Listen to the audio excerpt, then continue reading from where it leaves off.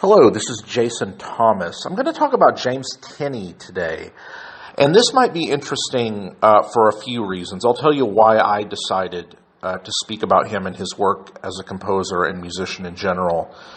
I have recently been listening to a lot of books on Audible, and one of them was 1L by Scott Turow, who is a legal thriller author. Some of you might have seen Presumed Innocent, which was based on one of his books, also pretty good book as well. And he is also known for a book that he wrote called 1L about his time as a first-year law student at Harvard Law School. This is a pretty interesting book, and I just realized while listening to this book how I always find it fascinating during any biography that I read. The Miles Davis biography titled Miles comes to mind. What their time was like when they were a student, because you find out something about who their teacher was, if they were well known, something about the person you're presumably reading about, and kind of what potentially influenced them to become that person, or didn't, maybe influenced them to go a totally different direction. And I thought it would be interesting to talk about my time studying with Jim for a few different reasons. First of which is that he is, in my mind, one of the most underrated composers of the last century. And the reason for that is because he is very difficult to categorize. If you want to be well known in anything, it's probably easiest to be the guy that does a specific thing.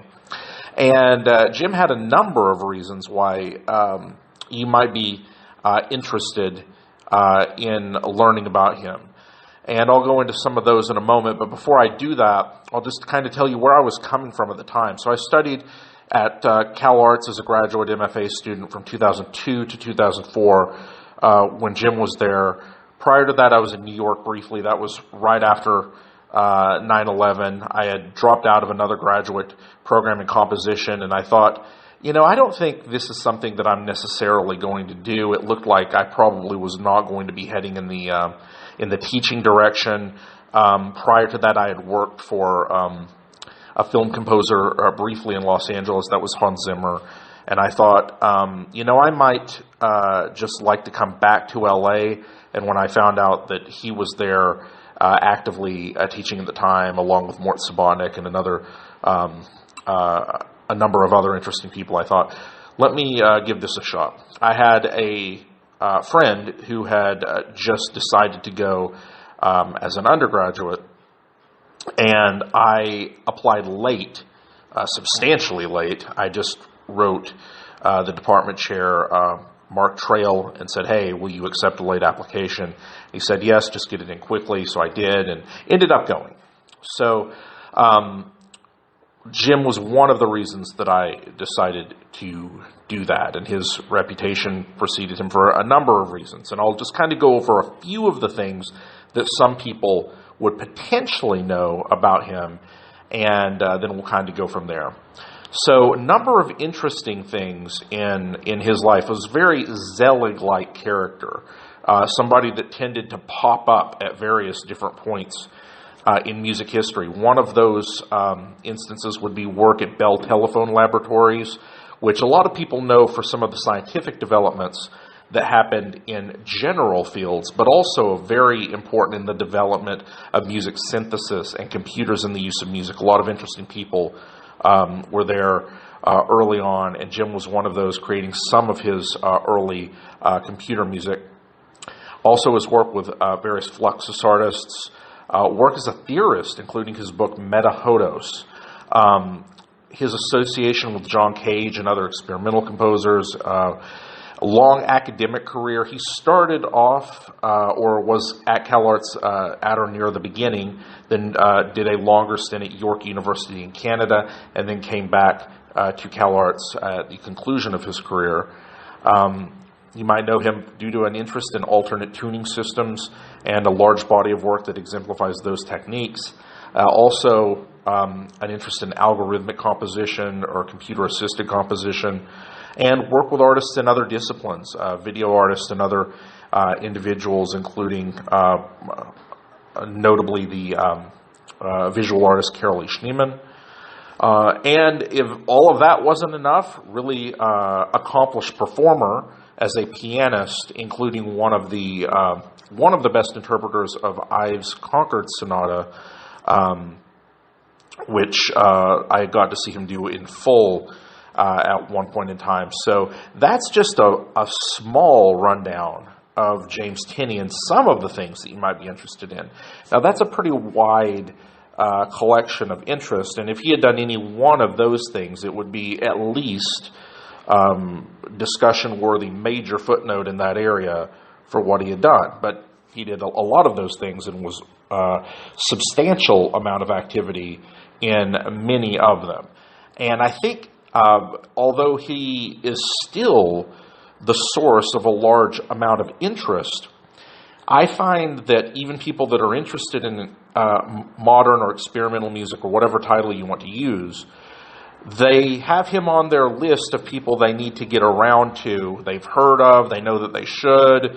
It's kind of one of those things that's in the back of their mind, but it hasn't kind of gone to the front of the Netflix queue yet. And that's part of my motivation here, is to get people that are listening to this to consider doing that. And if you've only kind of taken an interest to the extent that you've heard one of those things, then you might want to get the full picture, because if you do get a comprehensive viewpoint of his work, even though these things sound as if they are kind of sporadic interests, they're not. There is a through line throughout the career. There's an overall aesthetic which ties a lot of this stuff together, which will provide a payoff if you do a deep dive into the work rather than just kind of cherry picking a few moments in time.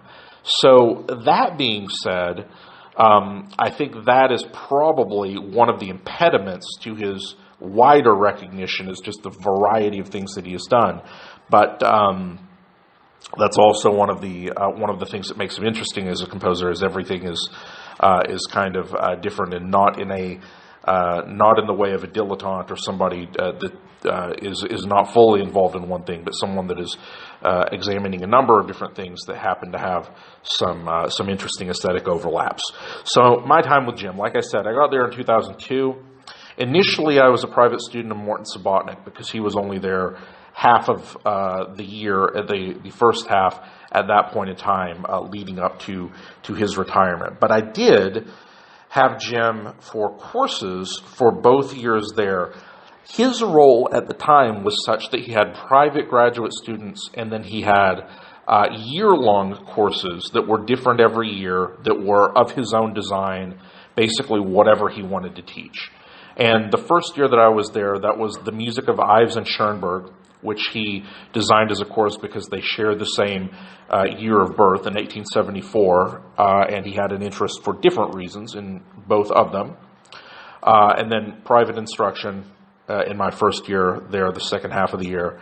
And then a tuning systems class in the second year. That was a year-long course going over a variety of aspects of tuning theory, including historical tunings, non-standard tunings, pieces that had taken advantage of those techniques, a number of different aspects.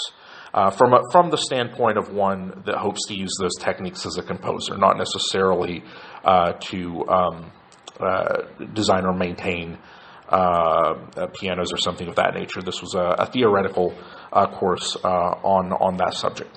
So there were a number of things that were interesting about this time with Jim. And the Ives and Schoenberg, which was kind of my introduction to him, it was interesting that you could tell his choice of this subject matter overall, because it does kind of exemplify the difference between kind of the rogue American tradition that he might probably be considered a part of, maybe the next part of that lineage after Cage, if you have to draw a straight line in some way, and obviously Schoenberg, that would be the kind of extension or culmination of a European tradition, if one has to draw that type of line as well. So there were some interesting contrasts there, and some interesting stuff that kind of came up during that long course, including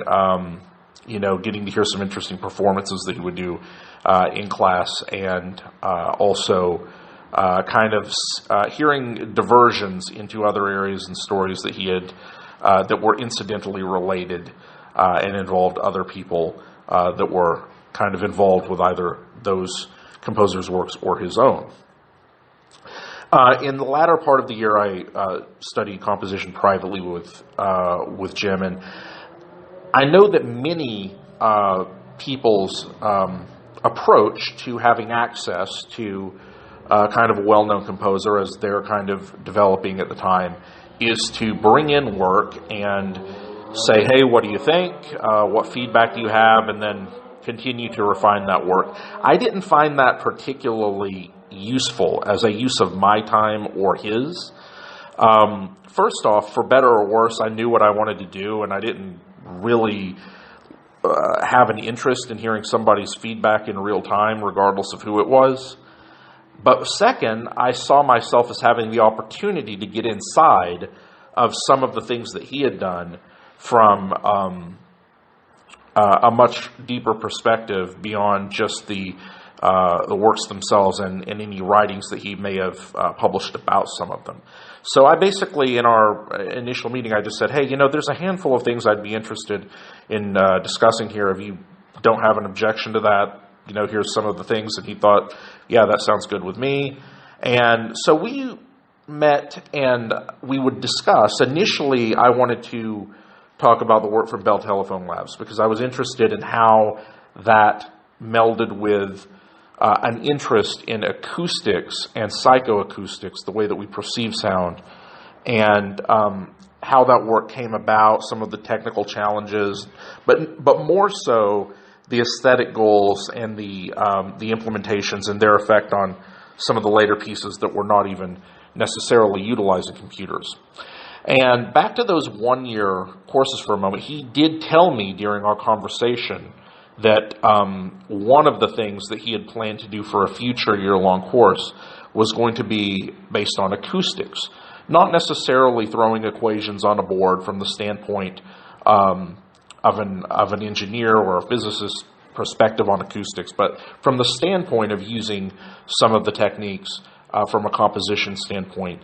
And I think that would have been very interesting had it materialized. But we spoke a lot about the Bell Labs works. Another area that we addressed heavily was theory in general, and a lot of contemporary approaches to theory, including his own book, Metahodos, which I would highly recommend everyone check out. I believe that it is available through Frog Peak Music still, and if that is not the case, you've got to be able to get it in some other way. But this was a very interesting text that exemplifies some of his approaches to the way that we perceive sounds, such as what causes us to perceive groupings, what would be considered a single sound event versus multiple iterations of a sound. It's beyond the scope of this discussion to kind of get into too many of the details of that book, but I would definitely recommend that everyone check out Metahodos.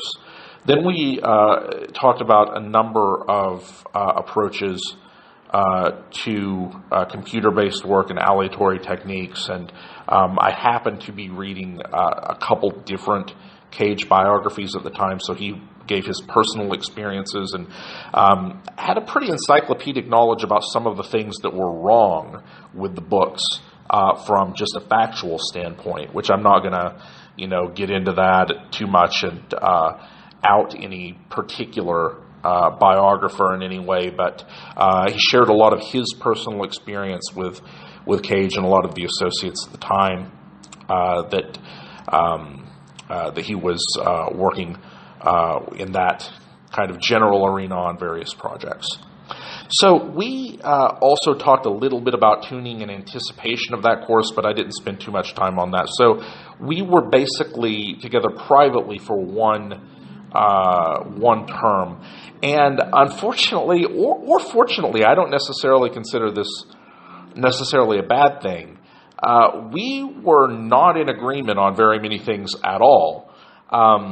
we had some initial kind of disagreements over his book, which I think is a great book, but I had asked him about what he thought of another theorist's approach to a similar topic, and that led to a bit of an exchange. There were and it was very interesting to get. Jim was a fun guy to get riled up. Not necessarily that you would be doing it intentionally, but if it happened, it was probably going to be pretty entertaining and enlightening. Myself and one other person at least enjoyed bringing up a new kind of movement of composers that were referring to themselves as spectral composers, because we knew that he would utter the phrase, I was writing music based on the harmonic series when these guys were in their diapers, and then that would lead to a tangent about kind of the watered-down aspect of what was going on with that music. And it was amusing in part because, well, he was right. I mean, there's not really a lot of arguing to be done there. I mean, he did, and, you can't really begrudge him that kind of sentiment of, not receiving necessarily due credit for having done that. We had a bit of a disagreement on kind of instrumentalists and approaches to composition from the standpoint of what are you using to do it. Now, I was intrigued because Jim had started off early in life at Bell Labs, done some of the really interesting computer music, and then, for what I thought was kind of a technical necessity, no longer had access to those type of facilities, and did acoustic works that took advantage of the theoretical knowledge of acoustical phenomena, but were not necessarily designed for computer realization.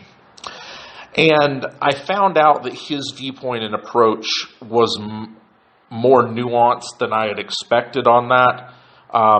He, in response to something that I had said, which kind of led to a mini disagreement, said something that he was well known for saying to many people, that there is just something magical that happens when people pick up instruments and play them. I may be paraphrasing that a little bit, but that's pretty much the gist of what he was saying, which would not be that much of a surprise coming from someone who was an excellent pianist and obviously put a lot of time into that area at one point in his life, and then continued at least a minimal level of activity with some pretty challenging works. But what brought this conversation up was we were talking about readings. And for those of you that might not be composers but just interested in music, a reading is where a group of people give a subpar non-performance of a piece of music and then tell the composer why they should have written it to be specifically idiomatic to their instruments and what they wanted to do, which is kind of a paraphrasing of what Walter Piston had written about composer readings in his orchestration book. Now, for those of you that don't have a familiarity with Walter Piston, kind of a stuffy academic Harvard professor, Pulitzer recipient, that had a well-known theory book and a well-known orchestration book, neither of which are the primary text for instruction in either of those areas today, but were at one point in time.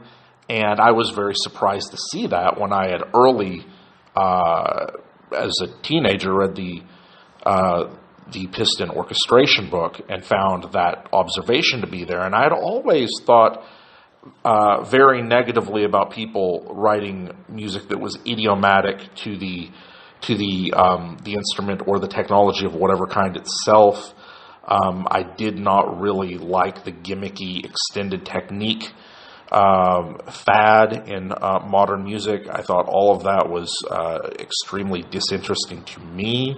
My approach at that point in time was have a concept of what it is that you want, and then find the technology that happens to best accomplish that, rather than the reverse. And not to get too far off the rails, but that would eventually, that's an abbreviated version of what I would eventually call subject music, which you can hear about on this channel or read about further in my book Immaterial. But that's a totally different matter. But at this point in time, that I had not arrived at that full conclusion of what I wanted to do and the way that I wanted to do it. I was still kind of wrestling with the desire to be a computer musician and be able to do what you wanted, but have to do it all as a trade-off for that, or use traditional means to do so, knowing that those tools would be played by humans that had opinions and desires of their own that are sometimes difficult to deal with and at odds with whatever you are trying to do. So that was the nature of the conversation that we had. And he had made a comment about disagreement with the with that piston observation, and that he thought that I could learn a lot from attending sessions like that and having pieces read through. And I guess that's kind of where our main kind of disagreement ended, which was kind of an interesting thing, because when you have a lot of admiration for what someone has done, it's very easy to think that they hold the same opinions that you do, and that's one of many examples. I'm not going to kind of get into all of our discussions because some of them are not that interesting and they're kind of minute details on various theoretical issues. But when you find out that someone has a more nuanced approach, or one that might even be 180 degrees different, yet they have done something that you like with it, or that you admire for some other aspect, well, there's a few different things that can lead you to. Either you conclude that they did that despite this viewpoint, or you re-examine your own viewpoint, or you determine they created something that was interesting for a different reason that has nothing to do with that viewpoint, or you throw your hands up and say, who knows, it's not really relevant to my appreciation of the work anyway. But it definitely raises some interesting issues. So we had that private instruction. Then I took his tuning system class the next year, which I was definitely interested in from a theoretical standpoint. I was not writing a lot that I thought needed to involve pitch or harmony in general as a prime organizational factor. And for that reason, it didn't really affect me as much at that point in time as a composer. I have written works that involved non-standard tuning systems, but it was not and has not been as high an area of focus as for me as was his level of interest in that arena. But it was also interesting to simultaneously address some of the acoustics ideas, which are not mutually exclusive from that subject matter, and to get introduced to some of the works of earlier composers that had done interesting things with various tunings that I was not aware of at the time. So we basically, I ended in 2004. And one last thing before I forget about it, we had another really involved conversation that actually started in the first year Ives Schoenberg class, because the both of those composers, I believe, died in 54 and 51, respectively. Ives living the longer and Schoenberg dying sooner. There was, by necessity, a discussion of the war, as people were still calling it at the time, and Jim was an avowed pacifist, and I had a different political viewpoint, which I'm not going to really get too far into. It's not really the point. It's just that we had a political disagreement, and I remember the next year someone had brought that up, and I heard that you guys had an argument about pacifism. What did Jim had to say about that? And I said, well, he definitely wanted to prove how serious he was as a pacifist, because he gave me a pass in private instruction. And just an FYI, that's basically the you passed the class version. at CalArts, which I believe only has 3 grades. Either you don't pass it at all, you pass it, or you get a high pass. And of the however many 10, 20, 30 people that I know that have gone through that program, I've never heard of that happening before, of someone not getting the high pass by default. I didn't even know that had happened until I was interviewing for a graduate program teaching assistant role at another institution that I didn't attend because I couldn't come up with the money. And they asked me specifically about that, and they said, well, it must have been great to study with Tenney. What was that like? We talked about it. They said, well, what about your grade in the class? And I said, I don't know. What was it? And they had, so I found out about that and then looked it up, and I was pretty amused to see that, as was everyone else that was there at the time. I guess that became kind of a source of debate, like, what did this guy do to piss Jim off? But anyway, yeah, we had the private instruction and then the tuning after that for the remainder of the next year. Good interaction there. And then after I finished in 2004, Jim died in 2006. I did see him one final time in, I believe, 2005, when he did a full performance of the Concord Sonata, the Ives work, and it was great. I mean, he was struggling with a cough at the time, but knocked it out as always. And it was great work. Just brief pleasantries for a moment. Hey, how's it going? See you around the next time. And then he passed away in 2006. In case I didn't say so before, born in 34, so you can see a long and very active life. I kind of was surprised to see that the year was 2006 when I looked this up, because I remember they had an event at CalArts at the time that I'd written something for. I'd been out a couple years, just a blurb, as some of the other students that had an association with him. And it's just really wild to think that that's been 14 years now. I'm recording this in 2020. And I remember a couple years after he died, seeing one of his interviews. And the funny thing is, they were asking him about his interaction with students. And he brought up an issue that he had never talked about with me, which I thought was funny, because he had said, I get a lot of people that come through and they say something like, well, I got to make the money work one way or the other. What do I do? How do I negotiate this later in my life? And he said, I tell them, just do whatever it is that you're going to do artistically and find a way to make the money work, because otherwise it's never going to happen. It's going to be too easy for that not to happen. And I've seen that over and over and over again.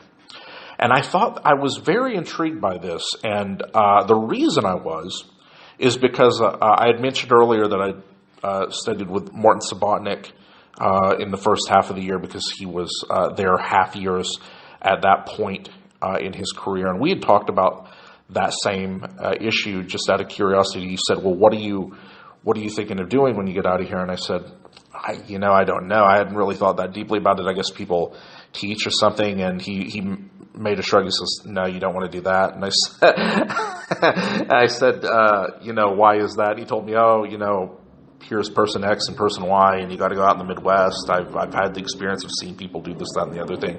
You don't want to do that. Just go sell stocks or something. I remember him saying that specifically. And I was amused at this topic coming up, because that's exactly what I did. I became a stockbroker after getting out professionally, and took the Ives approach, using that confirmation and having seen at least one role model. I had joked to a friend that if I ever made something out of myself as a composer, the purpose would be just to say that it's insurance salesmen 2, insurance and financial people 2, and academics 0. But yeah, it was interesting to hear him say that. And I'm not bringing this up for any reason other than he became a point of conversation when I mentioned this to a friend of mine. And I'm going to I'll call this friend, let's call this friend Terry. And Terry is in a different artistic discipline and he is not a musician, but he's in Los Angeles for something else. And he's a little older than me, and he is very wealthy from a different field, the same field that I was in. He owns an insurance firm. And every year, when his birthday comes around, when we happen to talk, I say, man, how many cars do you need? How many of this do you need? How many of the other thing do you need?